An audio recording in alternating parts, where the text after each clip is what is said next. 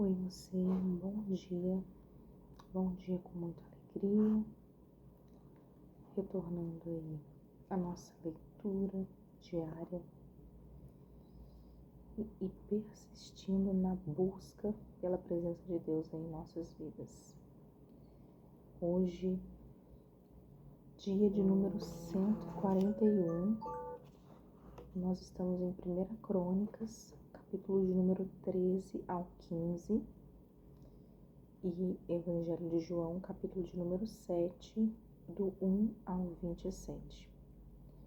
Você que nos acompanhou até aqui, anteriormente, nós vimos aí que Davi é ungido rei de Israel, e após aí a derrota de Saul, a gente viu os homens que estavam aí como os valentes de Davi, os pertencentes aí ao exército de Davi. E após a morte de Saul, ele ter sido proclamado rei em Hebrom. Capítulo de número 13, que é o de hoje, nós vamos aí abordar Davi, que se dispõe aí a trazer a arca do Senhor. Nessa parte aí da história, a arca anteriormente, se você conhece, se não conhece, eu vou estar lembrando você, ela havia posteriormente sido capturada pelo exército filisteu e deixado aí em Kiriat Jearim. E aí,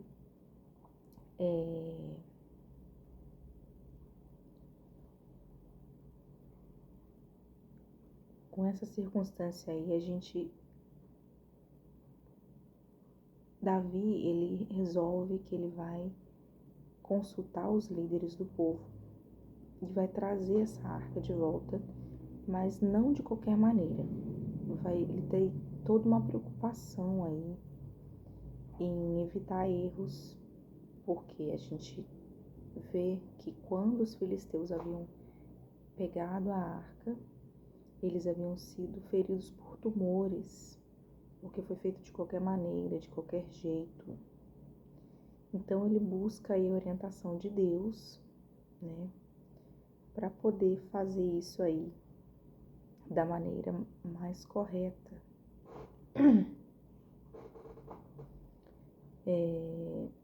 E a gente também vai ver aí Uzai sendo ferido, porque acaba colocando a mão na arca, melhor dizendo, de qualquer jeito. Então é muito importante, né, a gente fazer as coisas de Deus com santidade. Vamos então iniciar a leitura de hoje.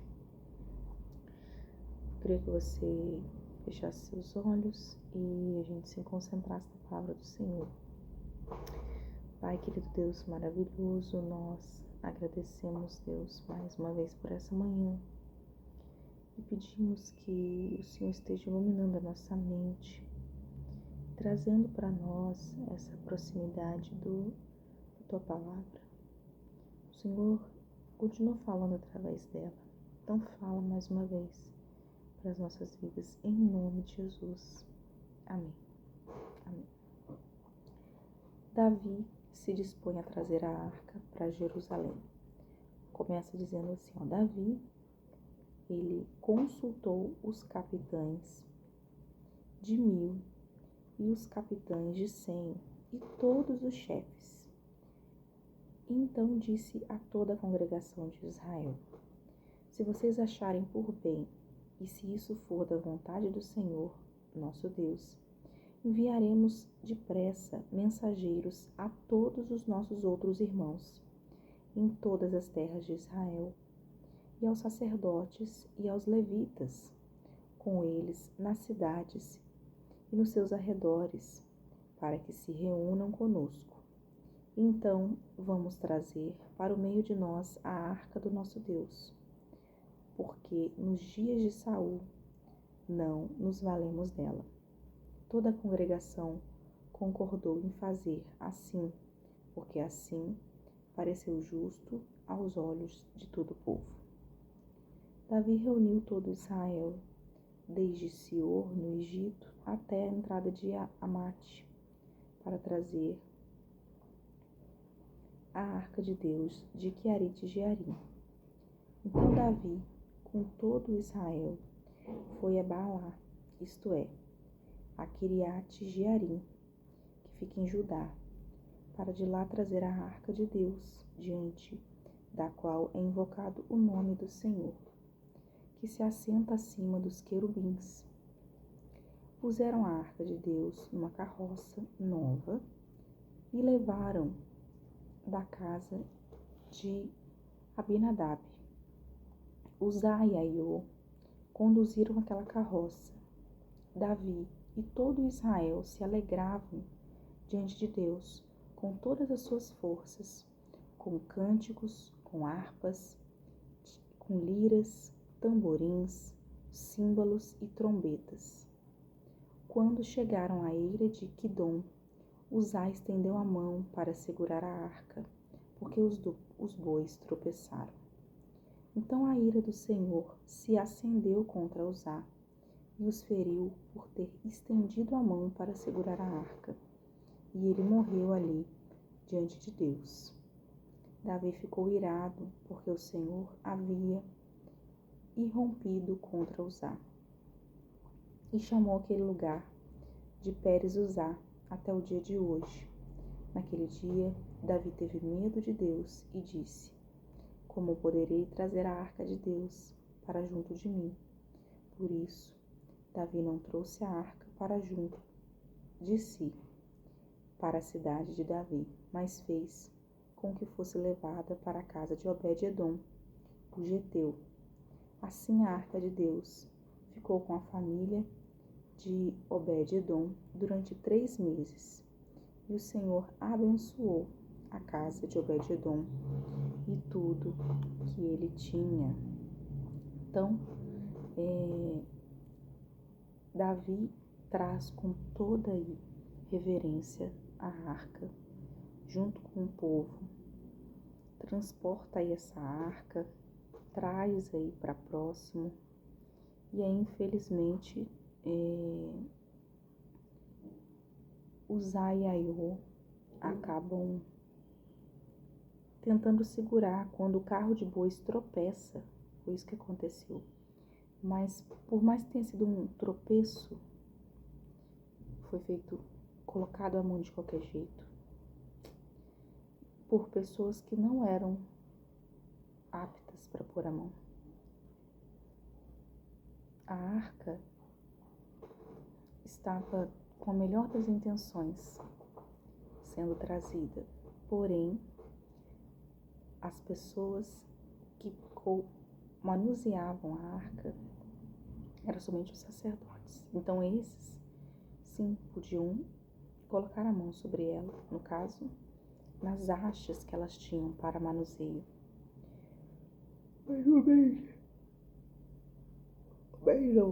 Mas Uzá e Aiô acabam sendo aí, Uzá, né? Acaba morrendo ali tentando ajudar. Tem horas que não é horas da gente ajudar, né? Tem hora que é hora só da gente seguir com o nosso caminho. E aí, ele tentando ajudar, acaba perdendo sua vida. E aí, Davi vai perguntar: como é que eu vou fazer então para trazer junto de Deus, né? Vai deixar ali a arca na casa de Obed-edom, depois desse acontecimento, e agora vai consultar Deus como se fazer da maneira correta.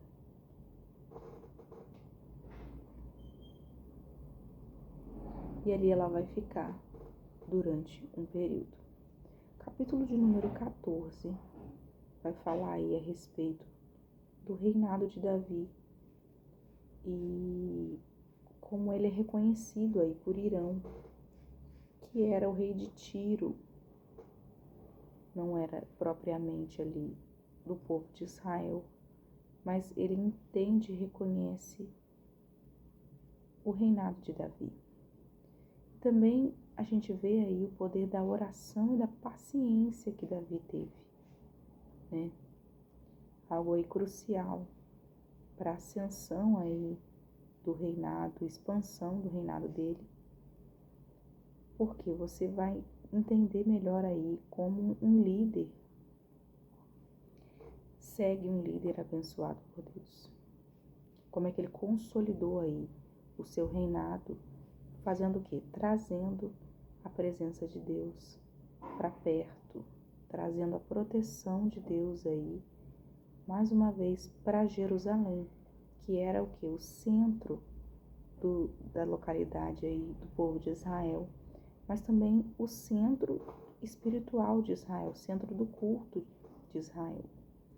E aí mostra como que Davi ele estava dedicado a buscar a vontade de Deus e estabelecer isso também para o reinado. Além de trazer um reinado justo, ele queria estabelecer a presença de Deus para próximo de Israel. A gente vai ver também as vitórias militares ali contra os filisteus, mas aí vamos fazer a leitura para você entender melhor aí a respeito desse testemunho e como que Deus havia cumprido aí todas as promessas sobre ele, né, através da presença de Deus, e como que foi expandindo aí o reinado sob o governo aí de Davi, e como que o Senhor estava com ele ali. Bora lá. Diz assim: Irão, rei de Tiro, enviou Davi, mensageiro, a Davi mensageiros, madeira de cedro, pedreiro, carpinteiro, para lhe construírem um palácio. Então Davi reconheceu que o Senhor o havia confirmado como rei sobre Israel, e que tinha exaltado muito o seu reino por amor do seu povo de Israel. E aí nasce filhos de Davi em Jerusalém. O verso 3 diz assim, Davi tomou ainda mais mulheres em Jerusalém, e gerou ainda mais filhos e filhas. São estes os filhos de Davi que nasceram em Jerusalém: Semua, Sobabe, Natã, Salomão, Ibar, Eliúde, Alipete, Nogá, Nefeg, Jáfia, Elisama, Beliada, Eliasafete. Esses aí foram os filhos de Davi. Davi também ele vai derrotar e vai vencer os filisteus. Verso 8 vai dizer: quando os filisteus eles ouviram que Davi tinha sido ungido rei sobre todo o Israel, eles subiram todos para prendê-lo. Quando soube disso, Davi saiu contra eles, mas os filisteus vieram e investiram contra ele no vale de Refaíns.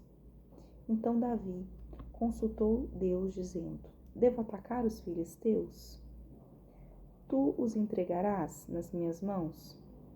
E o Senhor respondeu: vá, porque o entregareis nas suas mãos. Então Davi foi até Baal-Perazim e os derrotou. E ali ele disse, peraí que agarrou a página aqui. Deus, por meio de mim, rompeu as fileiras inimigas, como as águas rompem barreiras. Por isso chamaram aquele lugar de Baal-Perazim. E os filisteus deixaram lá os seus deuses, e Davi ordenou que fossem queimados. Então, eis aí que ele vence, né, os filisteus, as barreiras, os inimigos, e os deuses dos filisteus também são queimados. A palavra ainda vai dizer no verso 13 que os filisteus tornaram a subir e fizeram uma nova investida no vale. De novo, Davi consultou Deus e este lhe respondeu: não vá atrás deles, mas rodeie por detrás deles. e ataques por adiante das amoreiras. Quando você ouvir um barulho de marcha pelas copas das amoreiras, saia para a batalha. É Deus que saiu à sua frente para atacar o exército dos filisteus. E Davi fez como Deus lhe havia ordenado. E acabou o exército dos filisteus desde Gibeão até Gázer. Assim a fama de Davi se espalhou por todas aquelas terras, e o Senhor fez com que todas as nações tivessem medo dele. Então, aí nós finalizamos o capítulo de número 14. Eis que Davi aí finalizou. Quando a Bíblia tem esse eufemismo, tá? Ela fala que finalizou como se tivesse perecido todos os filisteus, mas boa parte, grande parte dos filisteus pereceram naquele dia, grande parte do exército, mas não é que findou de vez, não. Eles continuaram, tá, vivos, parte dele não foi aniquilado, mas grande parte ali pereceu naquele dia. Capítulo de número 15. A gente vai ver agora aí os levitas designados para levarem a arca. Então agora, com a orientação de Deus, o povo de Israel opta por levar a arca da maneira correta em Jerusalém. A Arca da Aliança aí, que era uma relíquia sagrada da presença de Deus, e aí em Jerusalém, ela continha dentro da arca as 2 tábuas da lei, que tinham os 10 mandamentos que foram entregues ali pelo Monte Sinai. Ela também possuía o maná que havia caído do céu e a vara de Arão ali, o bordão de Arão, não sei se você conhece como bordão, que Arão, o irmão de Moisés, havia carregado quando estava com Moisés, o bordão que floresceu. Não sei se você lembra, foi uma das confirmações de que Deus estava com ele. Era uma vara seca, mas ela floresceu no período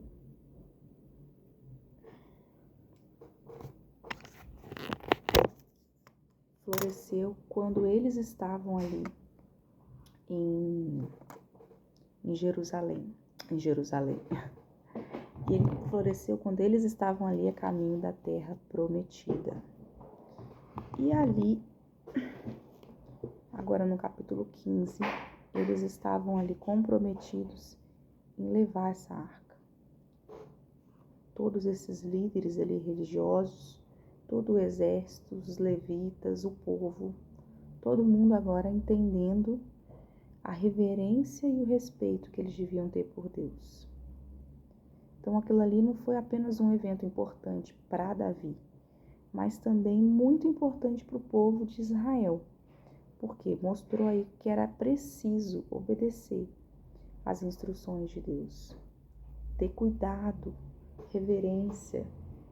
Ali marca uma restauração espiritual e a renovação da fé com o povo de Israel. Então vamos lá. Capítulo 15, preparação para trazer a arca da aliança e os levitas aí que foram separados para isso. A gente vai ver assim, ó. Davi fez também casas para si na cidade de Davi e preparou um lugar para a arca de Deus e lhe armou uma tenda. Então ele disse: ninguém pode levar a arca de Deus a não ser os levitas, porque o Senhor os escolheu para levarem a arca do Senhor e os servirem para sempre. Ele entendeu então que somente eles estavam preparados para levá-la. Então ele reúne aí todo Israel em Jerusalém para trazer a arca do Senhor para o lugar que ele havia preparado para ela.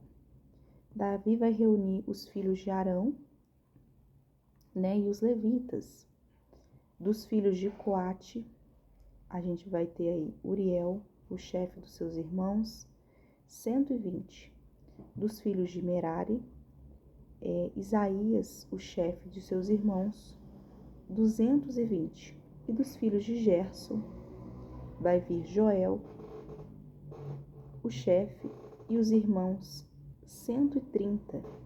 Dos filhos de Eliafã, Semaías, o chefe, e seus irmãos, 200. Dos filhos de Hebron, Eliel, e o chefe dos seus irmãos, sendo 80. Dos filhos de Uziel vão vir Aminadab e o chefe dos seus irmãos, no total 112. Davi então vai chamar o sacerdote Zadok e Abiatás e os levitas Uriel e Isaías, Joel, Semaías, Eliel, Aminadab, e lhes disse: vocês são chefe das famílias dos levitas.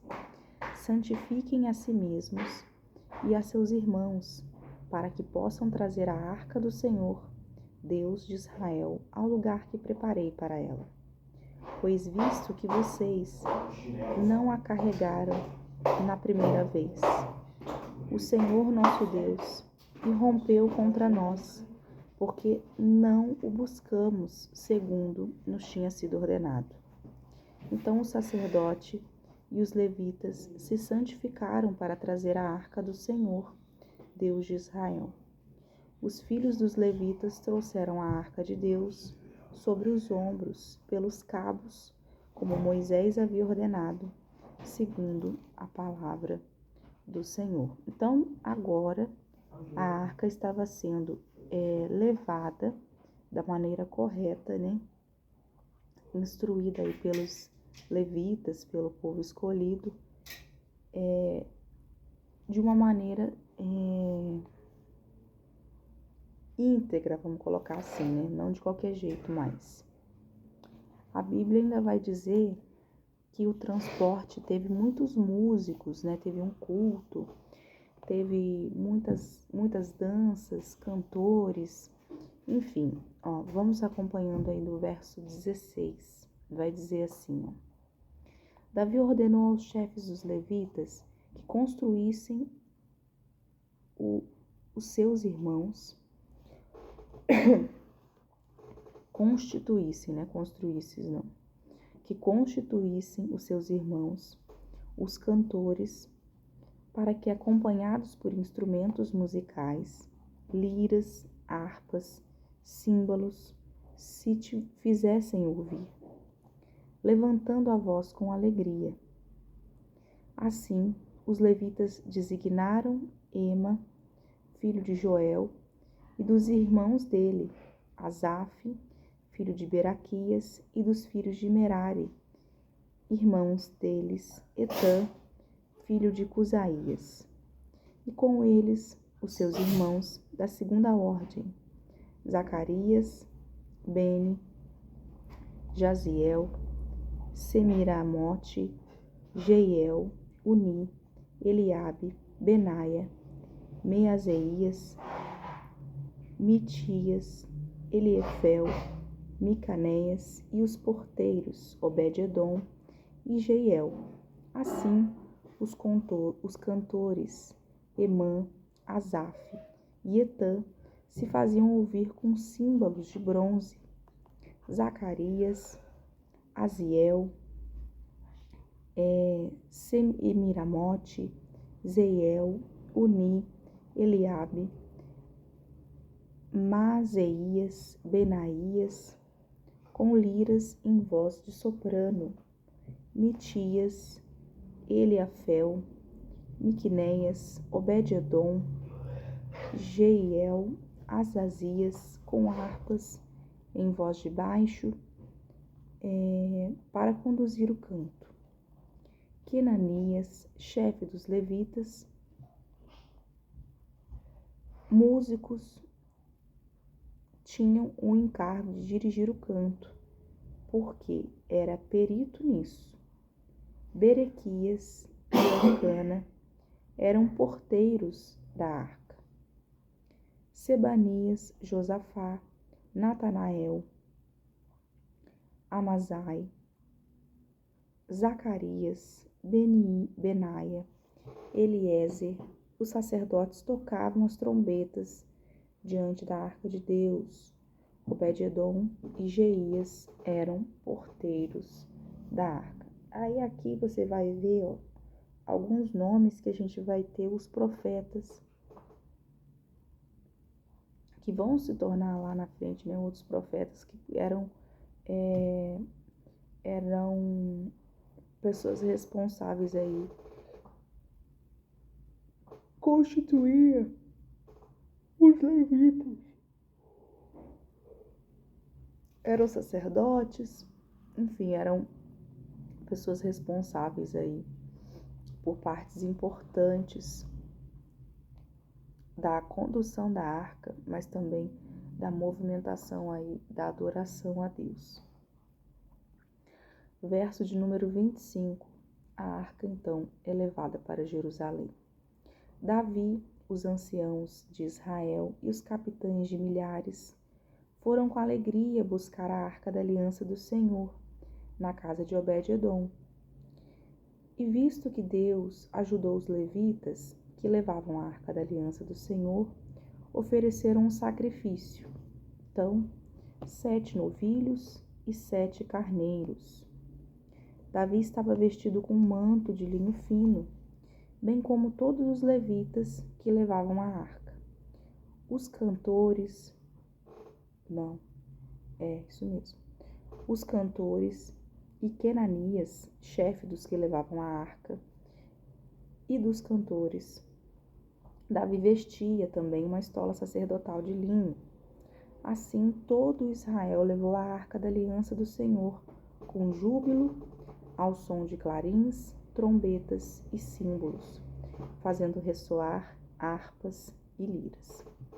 E aí agora a gente vai ver, né, que Mical vai desprezar Davi aí por conta do excesso de adoração. Vamos colocar assim, né, para você entender.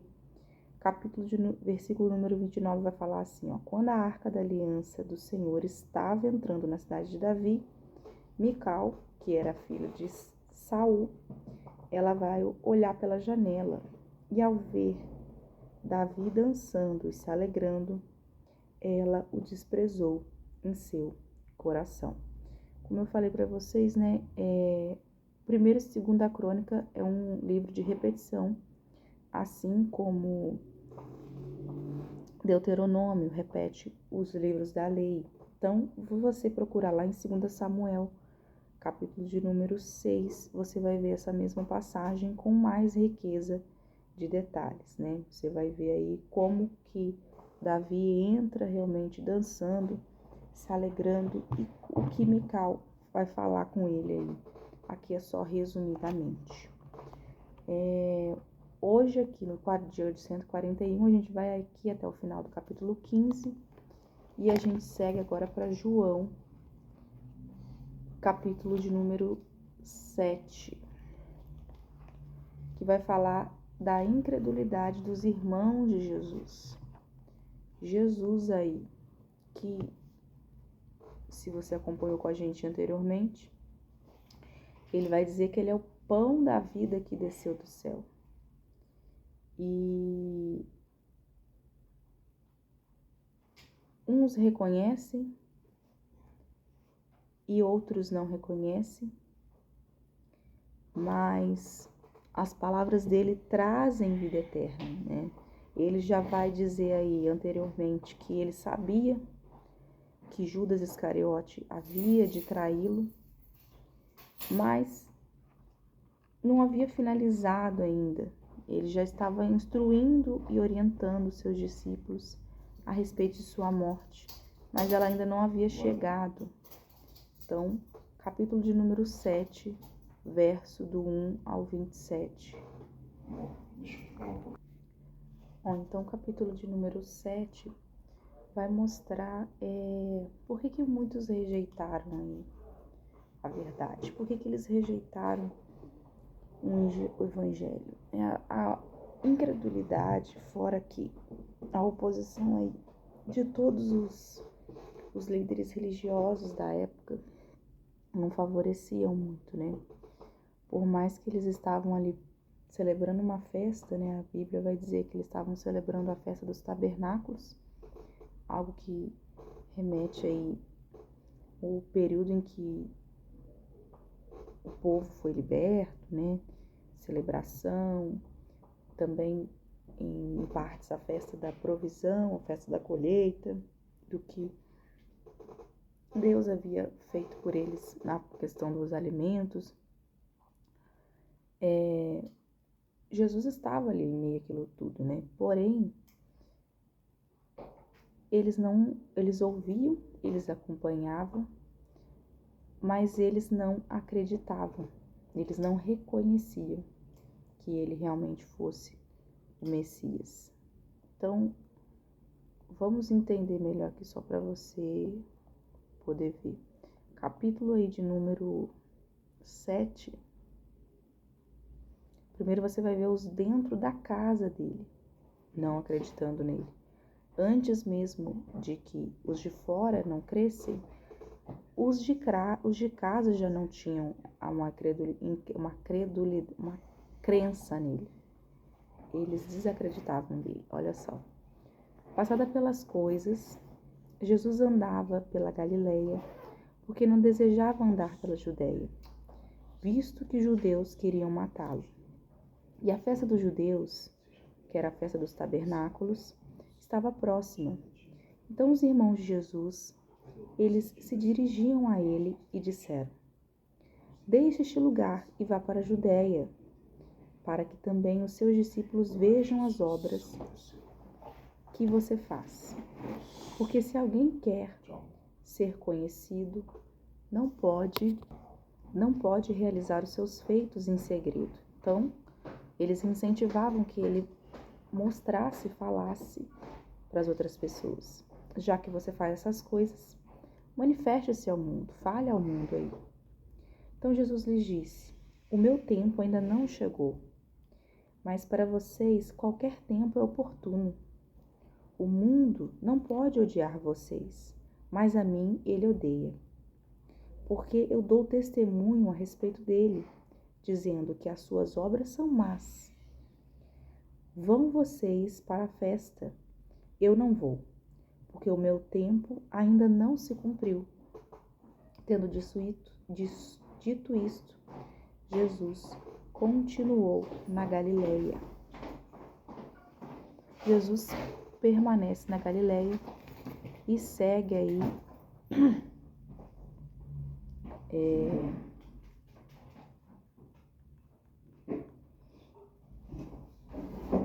a sua caminhada. João 7, eu estou no capítulo certo? No verso 5 diz que nem os irmãos dele creram nele, nem os seus irmãos reconheceram a identidade do Messias, mesmo com sinais, mesmo com prodígios, mesmo com evidências aí, ninguém pôde acreditar no que ele estava fazendo. E aí eles incentivavam ele a seguir na caminhada. E ele disse que para ele não havia chegado o tempo ainda, né? Por isso ele permaneceu. E aí a fala que tem o tempo de Deus para tudo ser acontecido. Então, no meio da festa, Jesus agora ele começa a ensinar ao povo. E a reação do povo vai ser aí de admiração. Olha só. Vai dizer: depois que seus irmãos tinham ido à festa, Jesus também foi, não publicamente, mas em segredo. Ora, os judeus o procuravam na festa e perguntavam: onde está ele? E havia grande murmuração a respeito de Jesus entre as multidões. Uns diziam: ele é bom. Outros afirmavam: não é. Ele engana o povo. Entretanto, ninguém falava dele abertamente por ter medo dos judeus. Então, você via que uns esperavam o momento que ele fosse chegar, outros tinham receio aí de quem era a pessoa de Jesus. Verso de número 14. A controvérsia entre Jesus e os judeus. Quando a festa já estava na metade, Jesus foi ao templo e começou a ensinar. Então os judeus se maravilhavam e diziam: como é que ele pode ser letrado se não chegou a estudar? Como é que ele entende todas essas coisas? Por conta da pouca instrução ou condição financeira. A pouca instrução que eles achavam que ele tinha por não ter visto ele estudando ali, né? Ele acompanhando com os mestres da sinagoga, mas ele era o Filho de Deus, né? Então a instrução dele vinha diretamente dos céus. E aí, Jesus ele responde, o meu ensino não é meu, mas daquele que me enviou. Se alguém quiser fazer a vontade de Deus, conhecerá a respeito da doutrina, se ela é de Deus, ou se eu falo por mim mesmo. Quem fala por si mesmo está buscando a sua própria glória, mas o que busca a glória de quem o enviou, este é verdadeiro e nele não há falsidade. Não é fato que Moisés deu a lei para vocês? Contudo, nenhum de vocês a cumpre, porque estão querendo me matar. Por que estão querendo me matar? Vocês têm a lei, têm a verdade, têm acesso a ela, mas vocês não estão lendo, não estão compreendendo. Além disso, vocês querem me matar, me punir com minha vida. E a multidão respondeu: você tem demônio? Quem é que está querendo matá-lo? E Jesus respondeu: um só feito realizei, e todos vocês ficaram admirados. Moisés lhe deu a circuncisão, se bem que ela não vem de Moisés, mas dos patriarcas. E vocês fazem a circuncisão de um menino até mesmo no sábado. E se um menino pode ser circuncidado em dia de sábado para que a lei de Moisés não seja desrespeitada? Por que vocês ficam indignados contra mim pelo fato de eu ter curado por completo um homem no sábado? Não julguem segundo a aparência, mas julguem pela reta justiça. E aí ele questiona, né, as pessoas, por que vocês podem circuncisar, que é algo que faz parte da cerimônia, como para nós hoje o batismo, pode ser feito independente do dia da semana. Vocês se apegam tanto a essa coisa de guardar o dia da semana, sendo que aí eu pego um dia que é de Deus, guardar o dia de Deus, né? E não trocar pelo dia da semana. Vocês se apegam tanto a isso, sendo que quando é para fazer algo para Deus, independente do dia, tem que ser feito. Ele tem que ser feito, tem que ser realizado, tem que ser cumprido. E é sobre isso que Jesus está falando, né? Eu curo no sábado, sim. Não julguem pela aparência, julguem o que é correto, julguem o que é reto. A justiça de Deus que é feita. Verso de número 25. Alguns de Jerusalém diziam: não, é este o homem que está querendo matar? Eis que ele fala abertamente e ninguém lhe diz nada. Será que as autoridades reconhecem de fato que este é o Cristo? Mas nós sabemos de onde esse homem vem. Quem, porém, o Cristo vier, ninguém saberá de onde ele é. É Jesus Cristo, não é? Quem é esse que está aí diante de vocês, pregando? As pessoas questionavam, né? As pessoas de Jerusalém questionavam. Não é esse o homem que a gente viu? Mas Jesus permanecia ali, ensinando no templo em voz alta, mostrando para eles, tentando abrir os olhos espirituais, não somente por coisas doutrinárias. Jesus era totalmente reverente à sua época, gente. Jesus, para aquela época que era tudo certinho, no sentido de que a lei tinha que ser seguida à risca, eles não se atentavam a detalhes, como, por exemplo, curar nos sábados. Aquilo escandalizava. No sábado é dia do Senhor, mas ele estava fazendo a obra do Senhor. E as pessoas às vezes questionam, né? Coisas que nós estamos fazendo, mas para levantar o nome de Deus. Né? Nós fizemos um evento esse final de semana para exaltar o nome de Deus. Nós fizemos um dia caipira para aproveitar essa temática nossa que estamos vivendo. Nós estamos em junho, né? Essa temática de festas aí, mas a gente tem uma questão cultural. As festas culturalmente são nordestinas, a gente está fazendo uma cultura nordestina. E foi explicado, a festa chamava Arraial, no sentido do arraial do povo de Deus. E no banner estava discriminado sem João com Cristo, porque foi abordado o tema a respeito da idolatria, que só há um Deus, não há outro a não ser o Senhor. Somente por Jesus é que ele pode ser intermediário. Foi enfatizado isso, não tem outros santos, não tem outros deuses, só há um Deus, o Deus Pai, o Deus Filho e o Deus Espírito Santo. Foi utilizado dessa data para a gente poder aí falar e levar a palavra de Deus, trazer mais crianças, meu querido jovem, com esse tema, né? A gente atrair com esse tema. Do mesmo jeito que o Natal, gente. O Natal também é uma festa de origem pagã, mas nós celebramos o Natal com o intuito de pregar o nascimento de Jesus, ele que veio para nós, o Messias, o Cristo, né, ressurreto aí. E é isso, a gente às vezes utiliza dessas armas, utiliza dessas estratégias para a gente poder pregar a palavra de Deus. Ah, mas a igreja agora está compactuando com as coisas que não são de Deus. De maneira nenhuma, de maneira nenhuma. Não adorarás aos outros deuses, Êxodo capítulo 20. Não terás para ti imagem de escultura. Nós continuamos pregando o evangelho genuíno. Nós continuamos falando a palavra do Senhor, como deve ser falada. Mas tem hora que a gente tem que aproveitar e ser irreverente. Fazer aí para confundir, se as pessoas não entenderem o que está acontecendo. Mas para trazer a verdade, trazer esclarecimento. Esclarecer, trazer luz para as pessoas a respeito de Deus. Amém? É isso aí. Finalizamos então hoje o dia número 141. Eu quero agradecer você que esteve comigo aí até aqui e pedir que você permaneça firme e fiel aí, não desista da sua leitura, tá bom? E nos vemos aí amanhã. Tchau, tchau. Tchau, tchau.